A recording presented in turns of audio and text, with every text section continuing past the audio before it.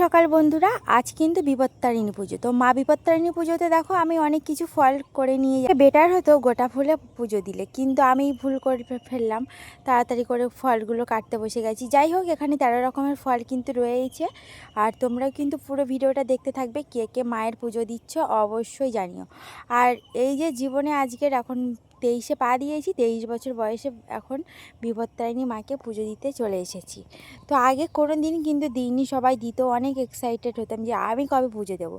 তো অবশেষে মায়ের দর্শন পেলাম। এবার মাকে যাব সিঁদুর পরাতে। এখনও কিন্তু কেউ আসেনি, পুরো মন্দিরটাই ফাঁকা। আর আমি এখন যেহেতু তাড়াতাড়ি এসে গেছি কারণ আমি পুজো দিয়ে আবার চলে যাব বাবার বাড়িতে।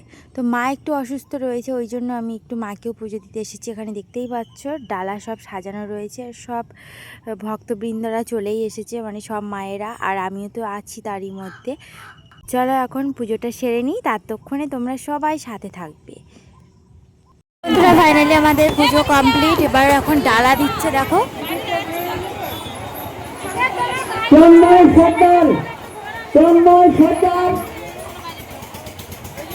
সব নাম ধরে ডালা অ্যানাউন্স হচ্ছে। তো তোমরা কে কে পুজো দিয়েছো অবশ্যই জানাবে। তো টাটা। কিন্তু দিয়ে নিয়েছি বন্ধুরা, দিয়ে এবার দেখো নিচ্ছি চরণামৃত নিয়ে এবার একটু প্রসাদ খেয়ে তারপরে চলে এলাম 12টার সময় স্কুলে মেয়েকে নিয়ে আসতে। তো আজকের কিন্তু সারাটা দিন আমার অনেক জার্নি হয়েছে। তো আজকের পর তো এই